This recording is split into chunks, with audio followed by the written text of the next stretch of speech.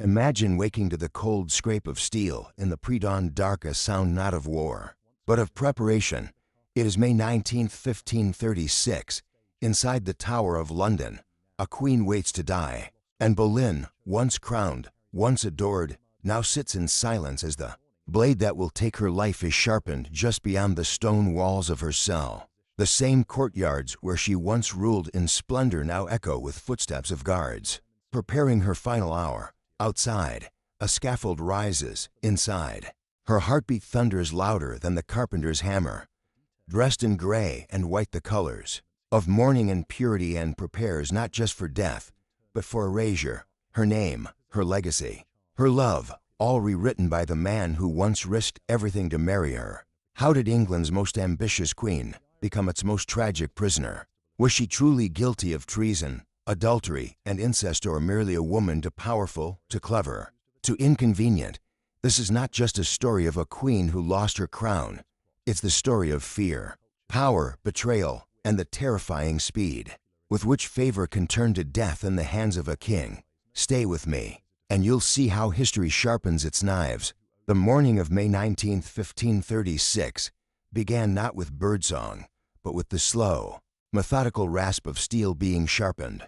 Anne Boleyn awoke in the Tower of London to the haunting sound of a blade gliding across wet stone. Each stroke echoed with chilling clarity through the misty air, as if tolling a funeral bell that only she could hear. It wasn't just metal preparing for bloodshed, it was the prelude to a queen's death. Less than 4 hours remained before that sharpened sword would separate Anne's head from her body. Inside the dim, damp walls of her chamber, Anne sat on the edge of her narrow bed.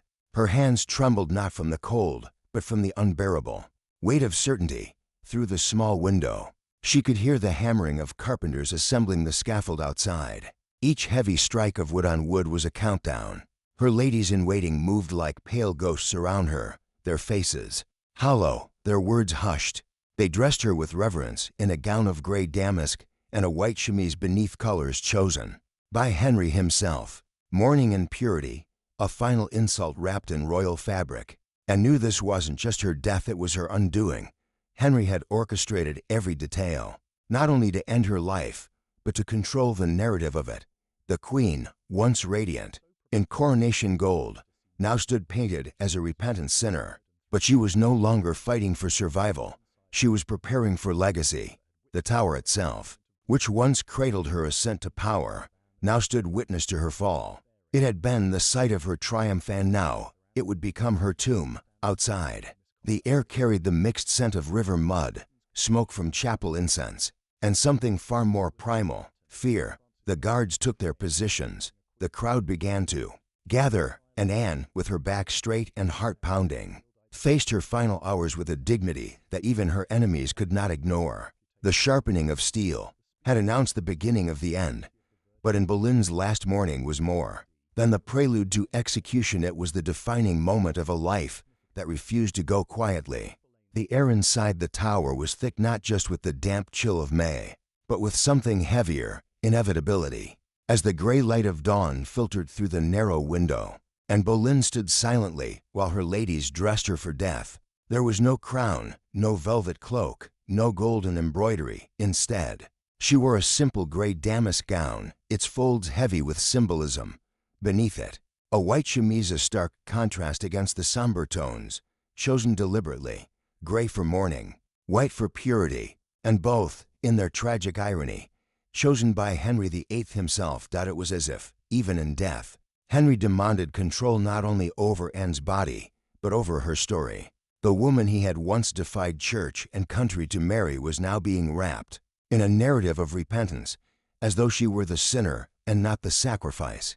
But Anne understood the message behind the fabric. She was not being sent to her death as a queen, but as a cautionary tale, one to be dressed, displayed, and destroyed. The mood in her chamber was eerily quiet. Her ladies-in-waiting, once vibrant companions of the court, now moved in solemn rhythm, their faces pale, their eyes avoiding hers. They knew what was coming, and they carried their grief in silence.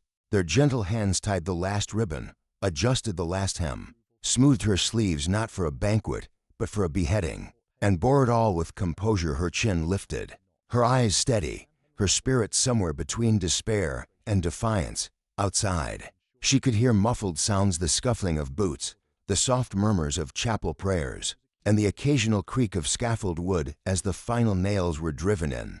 Even the air seemed to breathe slower, as if the world itself were bracing for what was to come.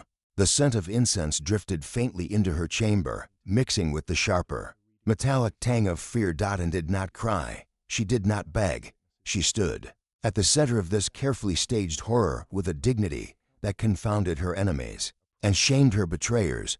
She had been dressed like a penitent, but she would die like a queen. Her silence now said more than any plea for mercy ever could. Anne Boleyn's downfall did not begin with whispers of adultery or plots of treason. It began with blood and silence. In January 1536, Anne suffered a devastating miscarriage. It was not her first, but it would be her last. The lost child, tragically, was a boy. The one thing Henry VIII desired above all else. A male heir had slipped through her fingers, and fate, or perhaps cruel timing, delivered another blow that same day. Henry was thrown from his horse in a jousting accident, left unconscious. For 2 hours, as the king lay near death, so too did Anne's dreams of securing her place through motherhood. The symbolism was undeniable, and the court murmured of divine judgment. Henry, always inclined toward religious interpretations when convenient, began to believe their marriage was cursed by God. It was a bitter irony. This was the same man who had defied the Pope, torn England from Rome, and dissolved his first marriage to Catherine of Aragon, all to be with Anne. Now, the theological arguments he once wielded to claim Anne were being repurposed to destroy her. Anne knew it. The walls of her power were beginning to crumble. Henry, increasingly enamored with the quiet and pliant Jane Seymour, found in Anne not a partner, but a reminder of political turmoil and personal disappointment. Her ambition, once magnetic, now grated against his fragile ego. He began to distance himself emotionally and physically from the woman he had once risked everything to possess. But in Tudor England, rejection wasn't enough. Henry could not simply cast Anne aside. He needed justification, divine, legal, and political. And the miscarriage provided the first thread to pull. It gave Henry not just grief, but a narrative. Their union was cursed, unnatural, doomed. And in the superstitious landscape of 16th century England, a cursed queen was as dangerous as a guilty one. Anne, however, was not ready to fade quietly. She remained intelligent, defiant, and politically astute. But these qualities, once alluring, now became liabilities. The miscarriage didn't just end her pregnancy, it marked the beginning of her undoing. In a single moment, she lost a son, a crown's security, and the king's patience, and from that moment on, the machinery of her destruction began to turn. And Boleyn's fall required more than just a loss of favor. It needed a narrative so damning that no one would dare pity her for this. King Henry VIII turned to the most ruthless mind in his court, Thomas Cromwell, as Henry's chief minister and master strategist.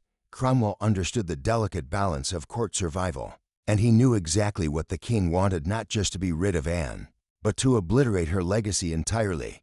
The challenge was immense, and was not a common consort. She was queen, crowned and consecrated, and the mother of Henry's daughter. Simply declaring the marriage over wouldn't be enough. Henry needed legal grounds that would both erase Anne and protect the legitimacy of his next union. Cromwell delivered with the cold precision of a political executioner.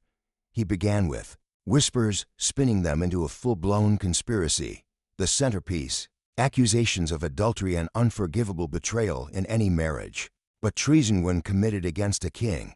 But Cromwell didn't stop at one lover. He painted Anne as a seductress of multiple men, weaving a story so grotesque it bordered on the unbelievable. And that was the point. The more monstrous the tale, the less room there was for sympathy. The first thread was Mark Smeaton, a court musician, young, charming, and entirely vulnerable. He was arrested, likely tortured, and emerged confessing not only to sleeping with the queen, but to knowing intimate details only a lover could know. His confession, though extracted under duress, became the keystone of Cromwell's case. From there, the arrests escalated. Henry Norris, William Brereton, and Francis Weston, men of noble rank and close to the king, were all accused. But Cromwell's masterstroke was the arrest of George Boleyn, Anne's own brother, on charges of incest. It was a crime so depraved, so beyond moral comprehension, that it silenced even the most loyal of Anne's supporters. In just 5 days, Cromwell constructed a web of betrayal, lust, and treason, carefully timed to paralyze Anne's allies and overwhelm public opinion. This wasn't justice, it was annihilation by design. Anne would not just fall, she would be reviled, isolated, and abandoned. And Cromwell ensured that, even in death, she would wear the mask of the monster he had created. To destroy Anne Boleyn, Cromwell understood that she could not fall alone. Her ruin had to be surrounded by scandal and intricate conspiracy of lust, betrayal, and treason. And so, within the span of just a few days, 5 men were arrested, accused not only of adultery with the Queen, but of high treason against the crown. Mark Smeaton was the first to fall, a court musician of modest birth. He had little protection against Cromwell's reach.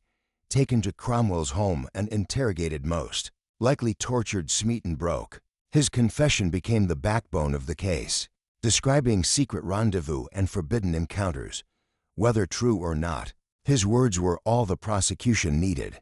The court did not require truth, only a narrative. Next came Sir Henry Norris, the king's groom of the stool and one of his most trusted companions, arrested during the joyful May Day festivities. Norris's fall struck a deeply ironic chord plucked from celebration in the silence. He denied the charges until the end, refusing to confess even when offered mercy.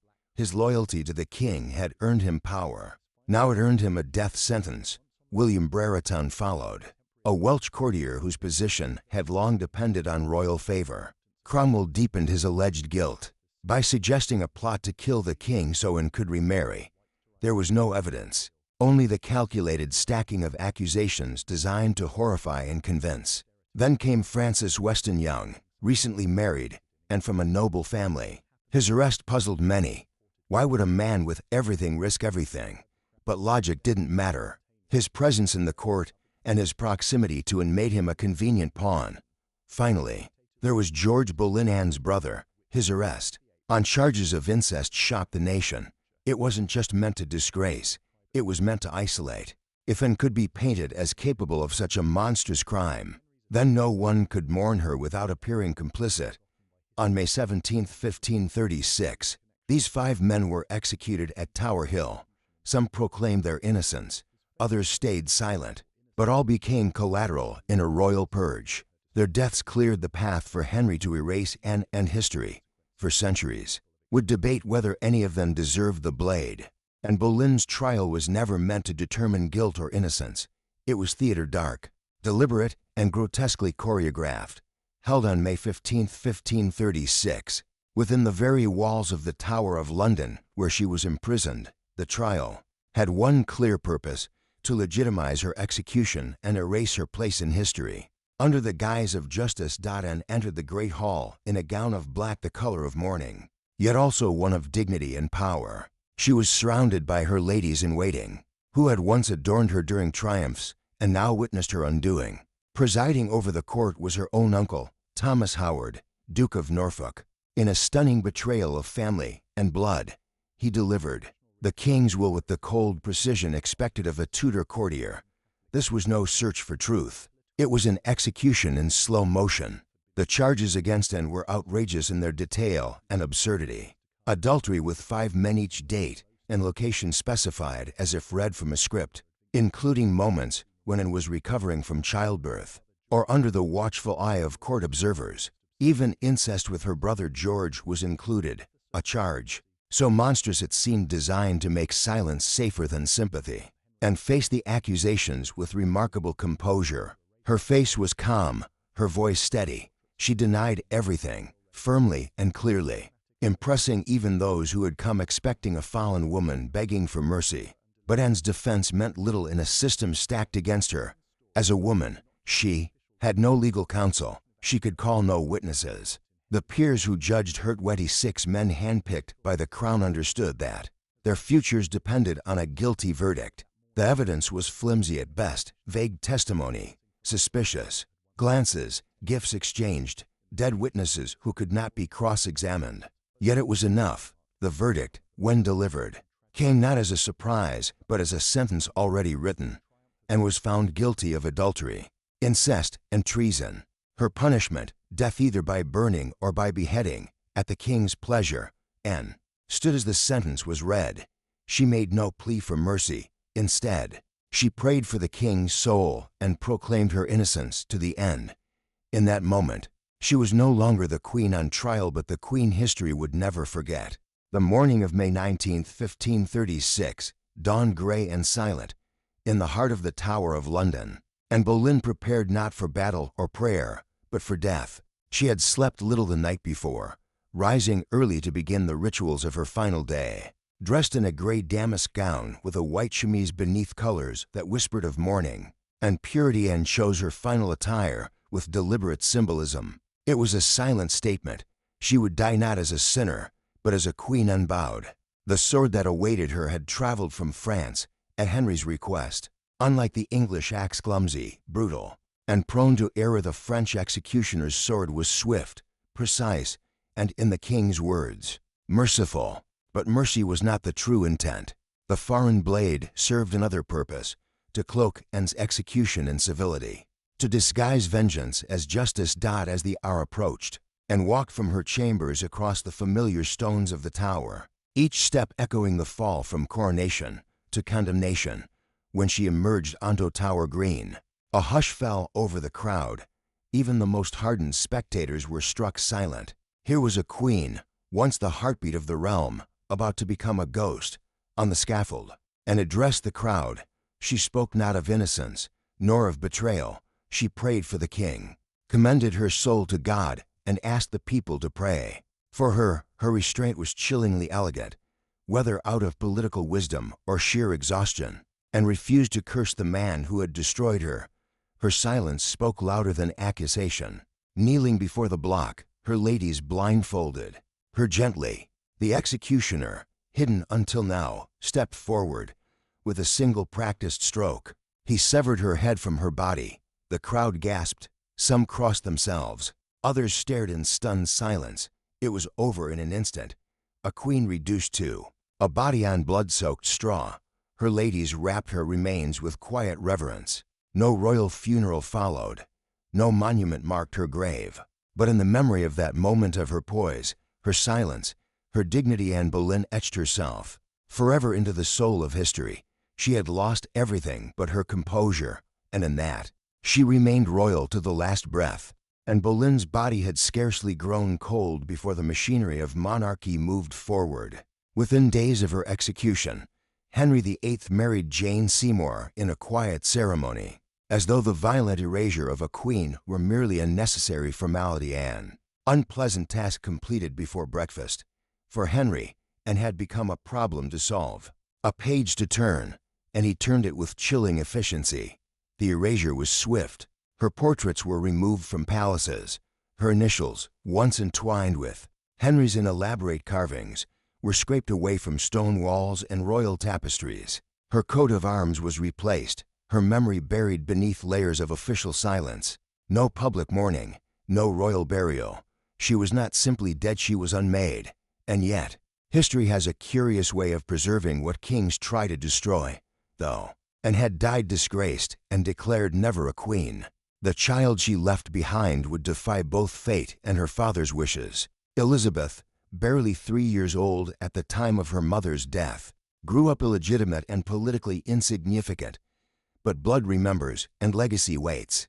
2 decades later, that same child would rise as Elizabeth I, one of the most powerful and celebrated monarchs in English history. Elizabeth's reign was long, prosperous, and transformative. Under her, England saw a golden age of culture, naval dominance, and religious settlement. The daughter of the queen erased from the record would become the woman who redefined what it meant to rule, and Boleyn's enemies had sought to destroy. More than her life, they aimed to poison her name, to turn her into a cautionary tale. But instead, they created a legend. Her strength, wit, and tragic downfall became a symbol of both the perils of power and the resilience of legacy. Though Henry tried to strike her from memory, her bloodline reclaimed the throne and in doing so, vindicated her struggle. And did not live to see her redemption, But through Elizabeth, she achieved what even her enemies could not deny: immortality. In trying to erase her, Henry had ensured that she would never be forgotten. For in every portrait of Elizabeth, in every triumph of her reign, there stood the ghost of a mother who had died with dignity and changed history with her silence. Anne Boleyn's death did not simply mark the end of a life, it marked the destruction of a possibility. She was not just a wife discarded, nor merely a queen executed. She was a symbol of transformation, a flashpoint of political and religious upheaval, and ultimately, a reminder of how dangerous it is to stand too close to power in a world ruled by one man's whims. Her story became a haunting parable, a woman elevated by desire, undone by ambition, and silenced by fear. In life, and had dared to defy the conventions of her gender and class, she had captivated a king, influenced foreign policy, and helped change the religious fabric of England. But that very influence, once her greatest strength, became her gravest threat. When it was no longer useful to Henry, her wit became insolence, her confidence became arrogance, and her presence became intolerable. The lesson was clear in the Tudor court. Favor was as fleeting as breath, and the line between crown and coffin was dangerously thin. Anne's execution sent shockwaves through Europe. Even courts that had once scorned her were horrified by her fate. It was not merely the death of a queen, but the public dissection of a woman's character, designed to warn others of the cost of ambition. Yet the irony is sharp. Henry had destroyed Anne in pursuit of a male heir, but it was her daughter who would become England's greatest monarch. Centuries later, historians continue to debate Anne's guilt, her motivations, and her legacy. But regardless of the verdict, one truth remains: Anne Boleyn's story endures because it speaks to something deeper than politics. It is the story of how power corrupts, how fear silences, and how women who rise too high in a man's world are often cast down not for what they do, but for who they dare to become. And was denied a proper funeral, a monument, or even a resting place befitting her former rank. But time has done what stone never could. It remembered her, not as a villain, not as a traitor, but as a woman who lived boldly, loved fiercely, and died with the dignity that her enemies could not destroy. When the sword fell on that gray May morning in 1536, it did more than sever Anne Boleyn's head. It severed a future that would never come to pass. Her death was not just a political execution or a royal correction. It was the murder of possibility, the destruction of a queen who might have ushered in a new kind of rule, one shaped not by lineage alone, but by intellect, ambition, and reform. The silence that followed Anne's execution was deafening. The scaffold was taken down, the crowd dispersed, the blood-soaked straw was swept away. But something lingered in the cold stones of the tower, the echo of a voice silenced too soon, and had risen like a storm, unconventional, brilliant, and threatening to the old order. In trying to cage that storm, the court destroyed more than a woman. They extinguished the hope of something different. Anne's fall revealed a terrifying truth about the Tudor world: that proximity to power was as lethal as it was intoxicating. She had dared to rise above her station, dared to influence the king's mind and challenge the religious and social conventions of her time.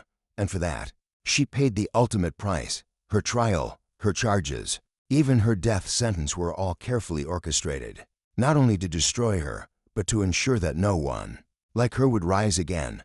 But the lesson of Anne Boleyn did not end with her death. It lived on in the caution of future queens, in the paranoia of Henry's later reign, and in the whispers of courtiers who had seen how quickly favor could twist into fatal betrayal. It became a warning that in the Tudor court, brilliance was dangerous and ambition fatal, especially for women. And yet, Anne's story survives, not because the crown preserved it, but because history refused to forget. Because even centuries later, we are still haunted by that morning fog, by the rhythm of steel against stone, by the final poise of a queen who faced death with unflinching grace. Anne Boleyn did not die a monster, nor a martyr. She died as something rarer, a woman who challenged power, and in doing so, revealed its cruelty. And in the silence that followed her execution, England learned just how loud injustice can be.